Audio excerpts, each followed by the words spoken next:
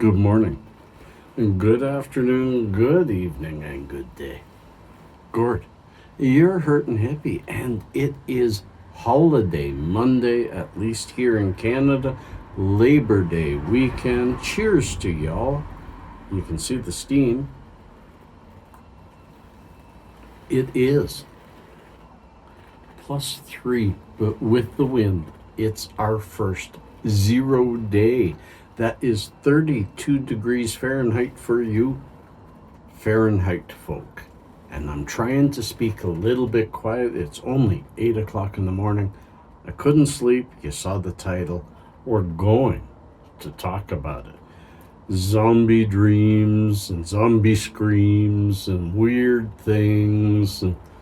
But we have to just get on with the day. What's going on today? I'd like to know what's happening with you all. I want to thank you all.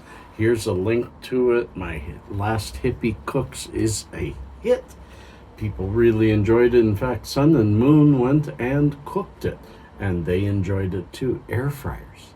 Air fryers. Who knew? I actually looked at air fryers for about 2-3 months, and I finally decided to buy it. Probably the best kitchen purchase I've done in years. Cheers. I also, stay tuned, have 3 really neat little known facts. They're coming up soon, but first, today is going to be a cold day. We're only getting to maybe 8 or 9 degrees today. And then tomorrow we're back up to warm, what we would call Indian summer, if that's okay to say anymore. Indian summer may be coming because the forecast says after this cold day, we're going to have nice warm weather. That is probably what has driven my weird dreams and my weird sleeps of the last couple of days. Is we've just got the weather going like crazy. I did yesterday in this cold go down to the river and take some good photography. I thought it was good photography anyway, and I'm putting it together for a little montage for you, and it's coming up right now. And then we're going to come back and do little known facts. But right after the montage, we're going to talk about zombie dreams. Stay tuned.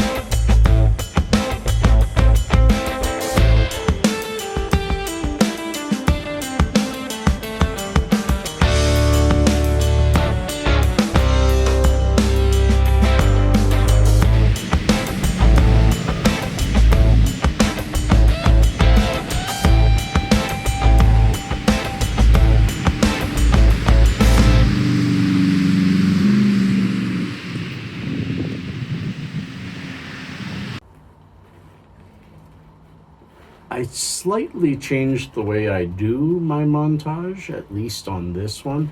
I don't know. I play around with stuff. I do hope you enjoyed it. If you did, give her the thumbs up. And now, what's going on with the hippie and his dreams? I just wanted to discuss it. We've had way too much politics. I mean, this world is so full of it, and I mean full of it, that I would rather talk about things that are interesting and fun and maybe we all share, rather than things that get the hair on the back of our neck standing up. So, politics? Wow. And now, what's going on with the Birch? Well, last night had a... No, I should back it up.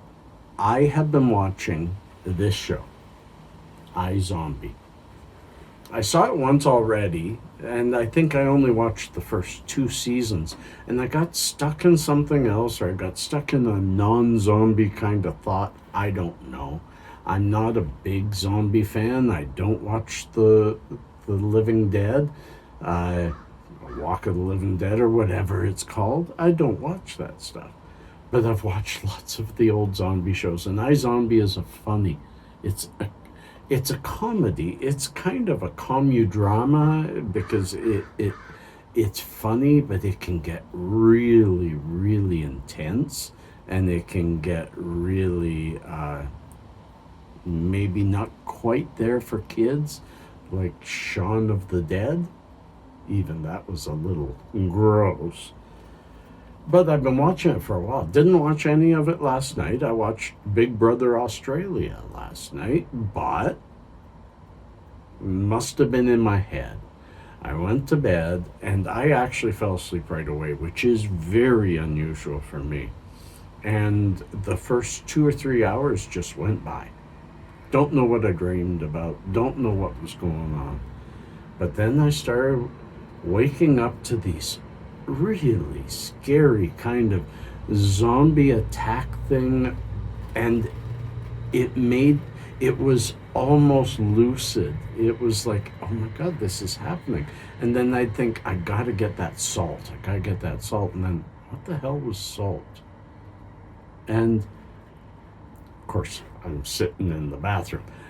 Welcome to old age. But that's what kept interrupting me, was I'd wake up to this idea. Well, I'd wake up to having to go to the bathroom.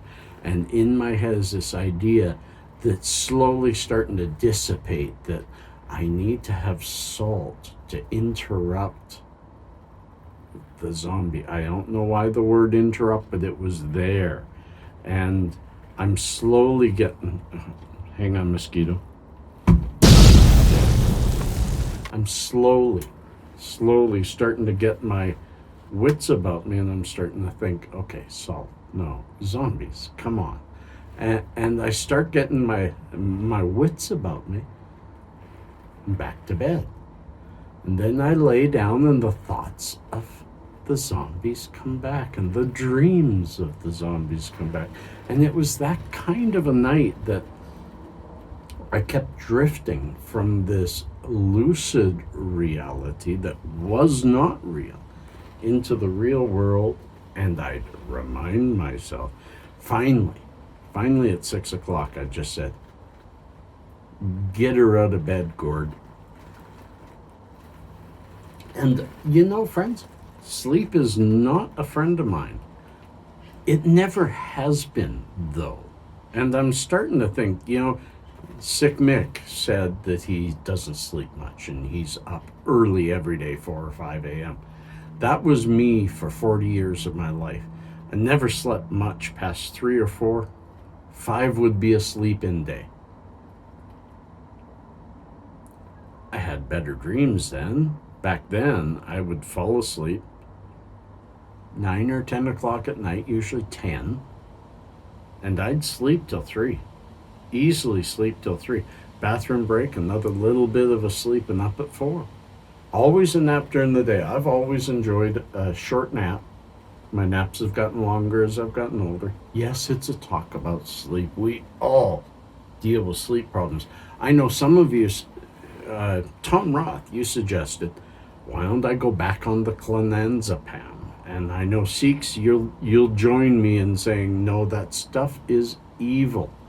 You know, I know it helps some of you, so please excuse me. If it helps you, good for you. Be careful. It's really hard to get off of it. In fact, it's almost impossible. So I don't want to get into a talk about medication. I'm talking about sleep and dreams. And dreams is something that I seldom have, because I take a lot of CBD. CBD tends to take away that lucid dreaming and block the memory, and I don't have my very, very bad panic dreams, waking up screaming, punching a pillow. I almost punched my ex-wife one time. I had really, really scary dreams, and very lucid, and I couldn't come out of them. A steady diet of CBD, and that's gone. That's gone. It hasn't happened in ages. But every once in a while, and I think yesterday I didn't take my extra CBD. My dreams get a little stronger, and they get a little deeper, and they get a little more difficult to break away from them. And the reason I bring these things to you all is because many times I find out that you guys have the same sort of situation happening with you. And sometimes some of you have solutions. Sometimes just knowing that somebody else shares the same thing. Sometimes, I tell you this, getting old while you're sick is really, really hard, because you start wondering if you're near the end, and then you find out a whole bunch of other people have the same issue. And they're sticking around. So are you. The birds are starting to come out. The wind is cold. It is cold today. I've got my jacket on. I've already put the winter liner on the inside of the leather jacket, so it's a double jacket now, and a sweater, and a shirt, and my feet are freezing, but my chest is okay. Cheers. And friends, you know what time it is. Yeah, as I'm trying to get the paper out that I did it. It's time for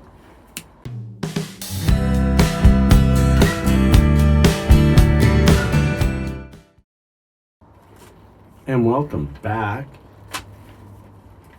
I like doing little known facts. I really do. And John Jay, I'm still working on the final word, or what I'm going to do. I've got that written down, and I'm starting to build towards something new that may happen very soon.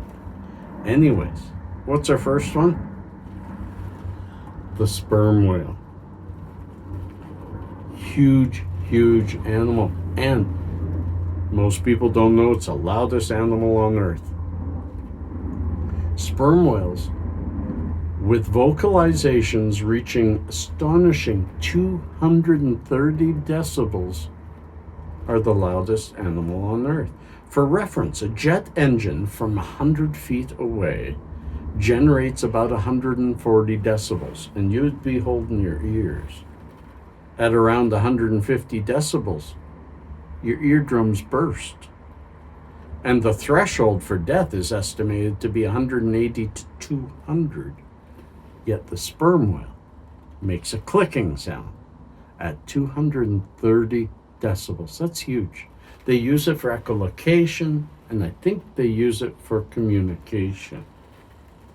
That's kind of amazing. This is all sea animal today. Next one, cutest things on Earth. Isn't that cute? And they aren't just doing it to pose. No, sea otters hold hands while they're sleeping. Sea otters sometimes hold hands when they're sleeping to keep from floating away from each other. Often the mother and pup will hold on to each other while they're resting so that they don't drift from each other or the rest of the group. And the group is called a raft. Yeah, a raft of otters. Isn't that kind of neat? A little known fact that this old hippie did not know. And back to whales, a blue whale.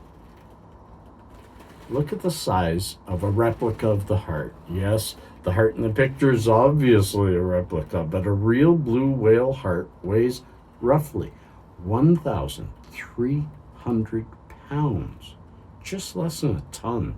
Its heartbeat can be detected from 2 miles away, and a human can fit inside its arteries. Isn't that kind of amazing? This is why I do little known facts. It uplifts me. Now, my friends, I gotta go back in there, put this all together, and get it out to you all on this, a beautiful Labor Day weekend. I hope y'all do well, and I'll see you on Tuesday. Peace.